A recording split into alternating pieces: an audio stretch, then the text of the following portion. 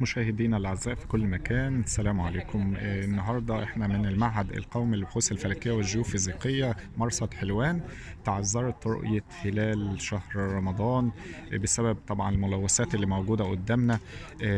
الحسابات الفلكية كمان بتقول ان الهلال لن يولد إلا بعد الغروب، أي أن غدا وفقا لهذه الحسابات الفلكية ان يوم الأربعاء هو المتمم لشهر شعبان، ويوم الخميس هو أول أيام شهر رمضان، ده وفقا للحسابات الفلكية.